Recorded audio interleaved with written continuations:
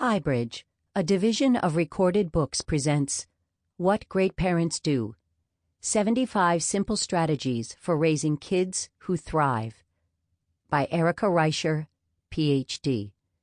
Read by Callie Beaulieu. Introduction. When I became a parent, I wanted to find a book that would summarize, with an eye toward action steps, all the parenting best practices I had read about as a psychology graduate student. I was able to find concise guidebooks for children's physical health, but in the broad area of children's social and emotional development, the best offerings were informative, but required reading hundreds of pages in order to extract the most useful ideas. Or they were overly focused in their subject matter. After my first child was born and I started a private practice, I developed a workshop for parents that offered exactly what I had been looking for when I became a parent. Also called What Great Parents Do, the workshop presents simply and concisely the best practices, synthesized from research and clinical experience, that help parents reshape kids' challenging behavior, create strong family bonds, and guide children toward becoming happy, kind, and responsible adults. By now, thousands of parents have attended these workshops, and they continue to this day. The workshops were also inspired by another source. As a psychologist, I work with a variety of families, ranging from those seeking help to curb power struggles or habitual whining, to those whose relationships with each other have deteriorated to such an extent that they need professional help. Working with these families raised a broader question for me. If I could give parents critical information early in their parenting life that would help them get and stay on track to having a happy family life and raising kids who thrive, what would I tell them? The workshops, and now this book, are based on my answer to that question. What makes this book different? When I originally developed the workshop, I also created a simple one-page handout called 10 Things Great Parents Do, summarizing 10 of the key ideas presented in the workshop. Parents were welcome to share this handout with friends and family, and it has since traveled far and wide. I've received emails from across the country written by parents thanking me for the insights and reminders, and telling me the handout is now posted on their refrigerator. The format of this book was inspired by the many requests I've received for more action-oriented summaries of parenting best practices. I've also included real examples and practical tips for each parenting practice, aka strategy, in the book, just as I do in the live workshops. In contrast to the many parenting books that you must read or skim hundreds of pages in order to extract the highlights and useful ideas, this book is intended to be more like a practical manual, concise and easy to read, with a focus on useful strategies you can implement right away. For that reason, I call these simple strategies because they are presented in a straightforward and pared-down way, while still giving you enough information to translate them into action. But simple is not always easy. Although each strategy has been crafted to be easily understood, actually doing something in a different way than how we have done it in the past can be difficult. Intention and practice are key. In this book, you will learn all the information and techniques that I teach in my workshops and private practice. Previews, power sharing, pivoting, reframing, empathy, replays, fair warning, stopping the action, social experiments, reward economies, emotion coaching, happiness habits, and more. Plus, how to combine them in powerful ways to create the family life you want. You will learn how to manage challenging behavior like whining and procrastinating without nagging or yelling, and how to help your children become responsible stewards of their own lives. The strategies in this book apply to children of all ages. That said, my goal here is to help parents build a strong foundation for a happy family life with thriving kids. So the ideas, approaches, and examples presented here are primarily directed at children's first 10 years. But it's never too late to start. For parents of older children, it may be more challenging but well worth the effort. We are always building relationships with our children, whether they are 2 or 22 years old. Why a practical manual? As a psychologist, I have found that most of my patients, indeed most of the people I know, including myself, agree in principle with advice such as to protect your lower back, strengthen your core muscles, or to minimize investment risk, diversify your portfolio, but aren't always able to put those ideas into practice because, in many cases, they don't yet know how. They think to themselves, yes, good idea, I want to do that, but exactly how do I do it? Similarly, in my work with families, I have found that parents want to use the principles I teach, but may not know exactly how to implement them.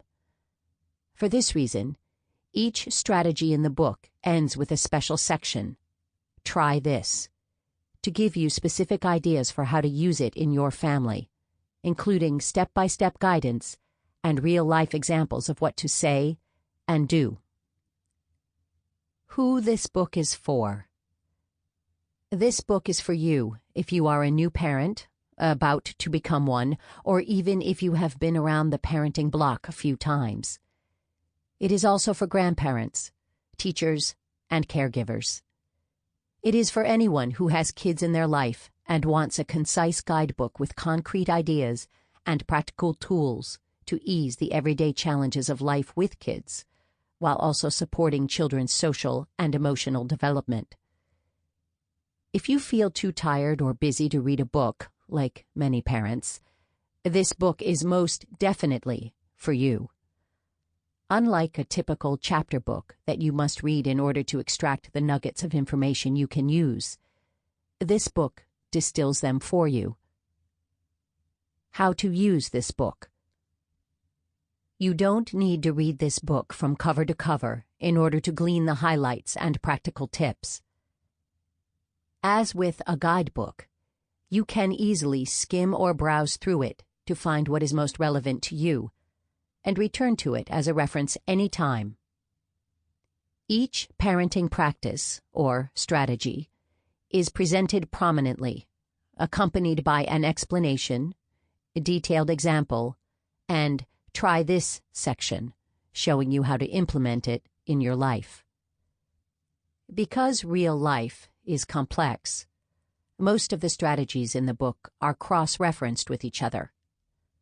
When there is another strategy in the book related to the one you are reading, the book will direct you to it and show you how to combine them in powerful ways using scenarios from everyday life. In this way, you can build your parenting toolbox based on what is most helpful to you right now. Since the purpose of this book is to distill the most useful information about parenting into bite-sized summaries and examples, it is intentionally brief. For more tips, tools, and examples, please visit www.drericar.com.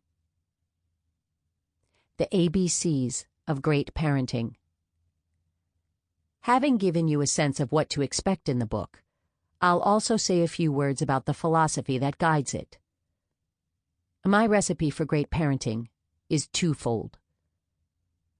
On one hand, it depends on cultivating awareness, specifically non-judgmental awareness, of yourself, of others, such as your family, and of the moment. What is called for with one child in one moment may not be the right approach at a different time or with a different child. As both moods and circumstances change, we need to be aware of what is happening and what is called for, and then flexibly adapt our strategy and approach.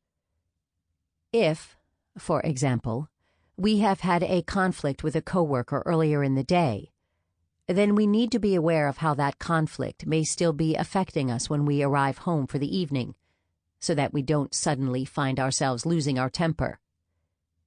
If we are feeling lonely or depressed, we need to be watchful of inadvertently putting our needs before our children's in inappropriate ways. We need to be aware of our thoughts and feelings so that we can pause, reflect, and make a choice about what to do, rather than simply reacting. In addition to awareness, great parenting is also grounded in what good research tells us about what works with kids. Some of this research has led to unexpected insights. Take praise, for example. It seems intuitive that the more you praise a child, the more confident the child will become. In fact, the opposite tends to be true. Children who receive excessive praise, especially nonspecific praise that is based on traits and abilities, such as good job or you're so smart, rather than effort, tend to be less confident in their abilities.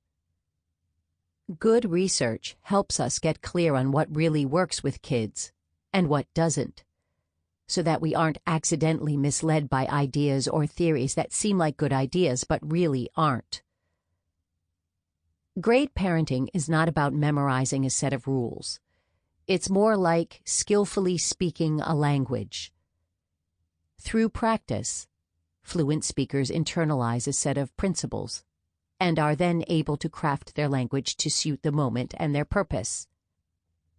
Like speaking a language, parenting is a skill that can be improved through learning and practice. So when we combine some general principles based on research with our own moment-to-moment awareness, we can be most prepared for the parenting challenges that come our way. Underlying the parenting practices described in this book are 3 key principles that I call the ABCs of great parenting. The A stands for acceptance, B for boundaries, and C for consistency. The core idea behind the principle of acceptance is that you should always communicate to your kids, through your words, behavior, and demeanor, that you love them just the way they are, even when you don't like their behavior or choices.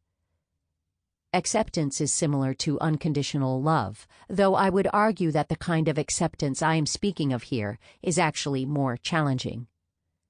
Think, for example, of a bookish and uncoordinated boy whose athletic father has always hoped for a son like himself. While this father may encourage his son to participate in sports in order to build his skills and expand his comfort zone, can the father do so in a way that still conveys love and appreciation for his son as he is, rather than disappointment at his son's failure to be what his father had hoped? This is a difficult, but vitally important task. Some of the parenting practices that exemplify the principle of acceptance are number 6, 8, 9, 14, 16, 18, 29, 34, 39, 43, and 74. Establishing and communicating clear boundaries is the second key principle. Kids need limits and boundaries. They ultimately feel safest in a family environment where expectations and rules are clear and reasonable. Parenting practices that fall under the principle of boundaries consist of number 11, 21, 22, 23, 38, 41, 50, 51, 52, 71, and 72. Strongly related to the principle of boundaries is the principle of consistency. Consistency means doing what you say you will do. It means being predictable. With consistency, testing of boundaries is minimized since children will quickly learn that you can be expected to follow through. Without consistency, the effectiveness of rules and boundaries is greatly reduced. In my workshops, I sometimes use the concept of gravity to illustrate the principle of consistency. If, when you dropped something, it occasionally, or even once, did not fall down, you might keep dropping things to see if and when it would happen again. Kids whose parents are inconsistent will generally keep testing their parents' limits and boundaries, since it's part of learning how mom and dad work, and the kids might also get away with it. Some parenting practices associated with the principle of consistency are number 1, 17, 18, 23, 31, 46, 47, 53, 54, and 71. The title of the book was also carefully chosen to reflect the philosophy of parenting presented here. First, I used the word great to describe the kind of parenting I think we should aspire to, instead of perfect. Perfect parents do not exist, and trying to be one of those mythical creatures is likely to invite feelings of frustration and inadequacy. Great parents make mistakes. Making mistakes can be a good thing when it gives parents the opportunity to model for kids what to do when they've made a mistake, and how to respond with integrity and responsibility. I also deliberately titled the book What Great Parents Do instead of What Great Parents Know. The difference between doing and knowing is a critical one. While we generally cannot do without first knowing, if we know but do not act on what we know, then change will not happen. We have each experienced examples of this. We know we should prioritize sleep, but instead we stay up late watching movies. We know we shouldn't check our email or Facebook page one more time, again, but we do. We know we should be patient with our kids, but we aren't. One of the keys to being a great parent, then, is not just knowing how, but actually doing what we know. Actually doing what we know takes effort and practice. It is not easy, for example, to get up and go exercise when we really don't feel like doing it. We know it's the right thing to do, and we also know how, but it's difficult to actually bring ourselves to do it. That said, once we have worked hard, effort, to get ourselves into a regular exercise routine, practice, it is much easier to maintain. For this reason, though loving our children comes naturally, parenting well is a skill that can be learned, practiced, and improved. If we have been lucky enough to grow up with skillful parents, then we have probably acquired a good sense about what great parents do. But if, as is the case for many of us, we did not have such luck, then we need to find ways to learn and practice the skills that will help us be loving and effective parents. Even if we did have skillful parents, we can likely still improve our parenting skills, since research is continually providing new and useful insights into children's brains and behavior. Seeing parenting as a skill also helps us to refrain from judging ourselves harshly when we make mistakes, to maintain an attitude of openness and learning, and to continually seek new and useful information in our effort to keep building our skills. So, we need to know what to do and how to do it, and then we must actually go ahead and do it. As you read this book, whether from cover to cover or just dipping in and out, you might find yourself experiencing feelings of dismay or even anxiety about your own parenting missteps, which we all have, such as situations you wish you had handled differently or things you wish you had known. If that's the case, please remember that we all make mistakes. Our kids are resilient, and we can create change only by starting now, in this moment, to consciously choose how we want to respond to the people and events in our lives. I'll end with a short anecdote that further illustrates my approach to great parenting. About 15 years ago, my husband and I decided to adopt a puppy. Neither of us had ever had a dog before, but we saw others doing it. It looked fun, and we both liked dogs. So we went to the local pound and brought home an adorable puppy. We quickly realized that we needed some guidance to manage all the various puppy behaviors we were dealing with daily, so we signed up for a dog training class. We went to the class, eager to learn how to train our dog and change some of the problematic behaviors we had noticed. As it turned out, the puppy training class was less about training the puppy and more about training us. How to think like a dog, how to interpret dog behavior, and how to interact with the puppy in a way that would allow her to learn and grow. Most importantly, we learned that in order to get our dog to change her behavior, we had to change ours first. This is a lesson we can apply to all our relationships. While it's tempting to look at what our children do wrong and see the solution as fixing our kids, that approach ignores a key principle of change in relationships. Relationships are like a dance. If one person changes his steps, the other person must also change hers. This is especially true with our children. So the next time you find yourself wishing your kids would whine less, listen more, and so on, remember that to change your kids' behavior, you have to start by changing yourself. 1. Great parents do what they say they are going to do. This principle is twofold. 1. Don't make rules you can't or won't enforce. 2. Keep your commitments. It's important for kids to know that you mean what you say.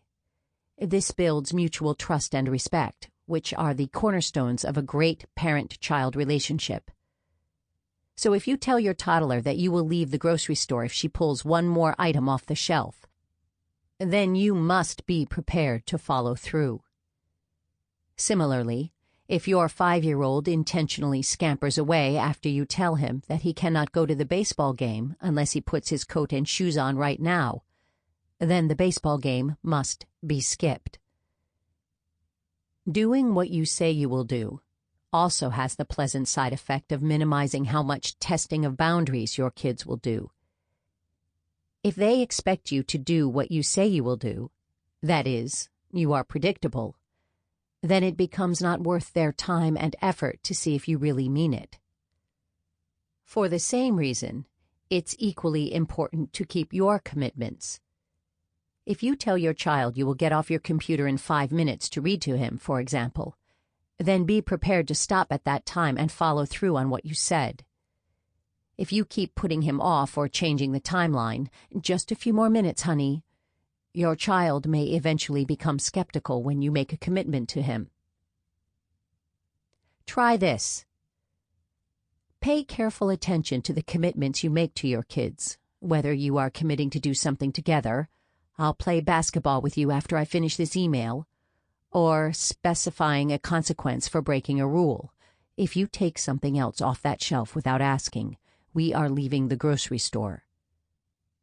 Be sure to follow through on what you've said, or acknowledge your commitment and explain carefully the reasons why you could not follow through. 2. Great parents do what they know. One of the keys to creating positive change in our lives is not just knowing what to do, but in actually doing what we know. The difference between knowing and doing is a critical one. While we generally cannot do without first knowing how to do it, if we know but do not act on what we know, change will not happen.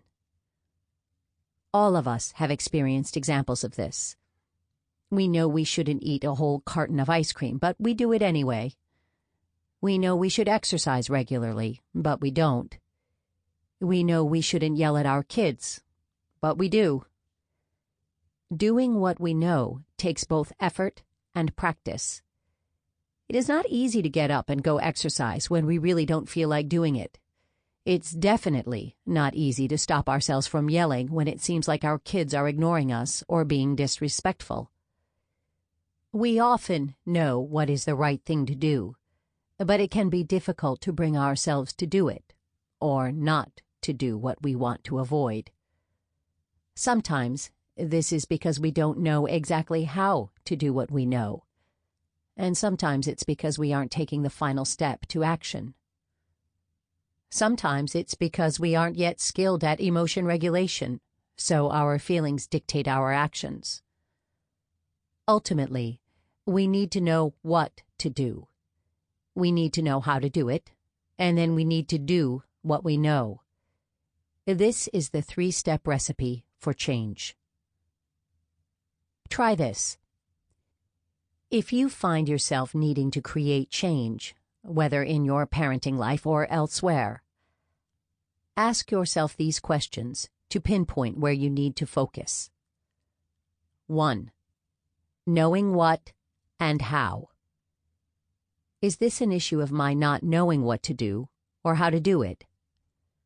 For example, if your child is refusing to brush his teeth, do you know how to address this situation in a way that isn't forceful? For example, holding him down while you brush his teeth, or punitive. 2. Doing it.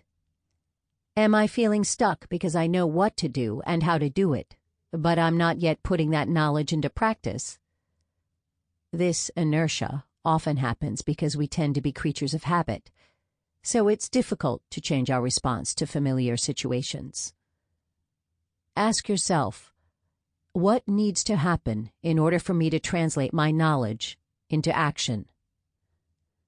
For example, if you know how to get your children to be responsive without nagging or yelling, this book will show you how. Are you putting these ideas into practice, or are you still responding with old patterns of behavior? To paraphrase Henry Ford, if you do what you've always done, you'll get what you've always gotten. To create change in your life, you must do something differently.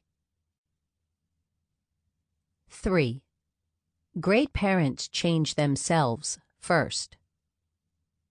As a psychologist, I work with many parents whose initial goal is to change some aspect of their children's behavior, such as whining, tantrums, aggressiveness, or willfulness. It's tempting to look at what our children do wrong and see the solution as fixing them.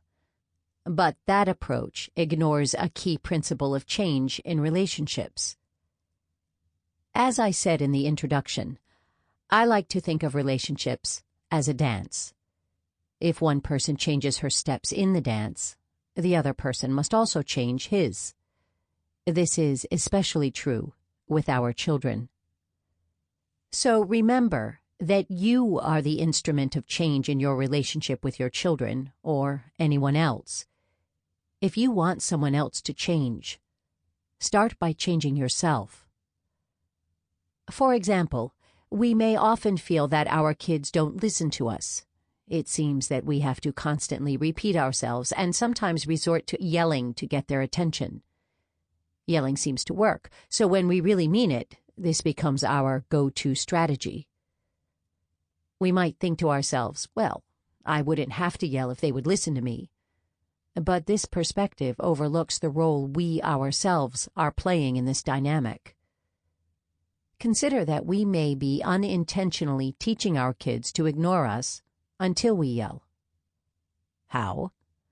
By asking again and again, we send our kids the message that we can be ignored until we either give up, she didn't really mean it, or we yell, now she means it.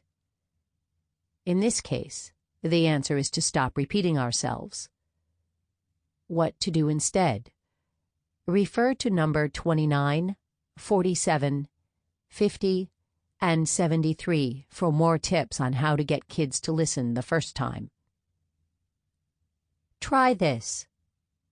Call to mind some aspect of your children's behavior that you wish were different. Sample complete. Ready to continue?